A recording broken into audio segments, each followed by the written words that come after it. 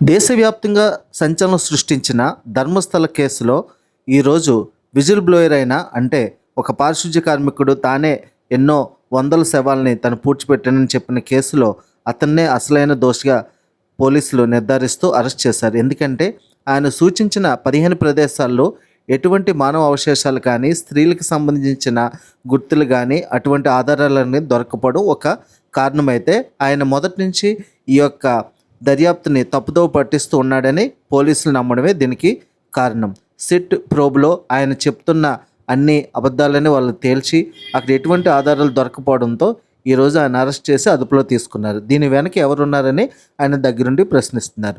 అంతేకాక ఇంకో ట్విస్ట్ ఏంటంటే 2003లో తన కూతురు మిస్ అయిందని చెప్తున్న సుజాత భట్ అసలు చివరి నేమ్ భట్టే కాదని, అసలు తనకు అలాంటి కూతురు లేదని, అలాంటి అమ్మాయి ఎవరు కస్తూర్బా మెడికల్ కాలేజ్ మణిపాల్లో చదవలేదని, ఇలాంటి ఎన్నో అబద్ధాలు ఉన్నాయని తెలిసింది. అసలు ఏంటి, ఎందుకు ఈ సుజాత భట్ అబద్ధం చెప్పింది? ఆ విజిల్ బ్లోయర్ అయిన పారిశుధ్య కార్మికుడు అసత్యం చెప్పాడు. ఇది ఒక పరిశుద్ధ స్థలమైన లేదా పవిత్ర స్థలమైన ఒక హిందుత్వ దేవాలయంపై జరిగిన కుట్రగా భావించవచ్చా, లేదా అక్కడుండే ప్రభుత్వాన్ని ఇబ్బంది పెట్టే ఒక చర్య, లేదా అక్కడుండే జైనులు ధర్మకర్తలుగా ఉండడం నచ్చక ఎవరైనా చేసిన పని? ఇది కాలమే నిర్ణయిస్తుంది.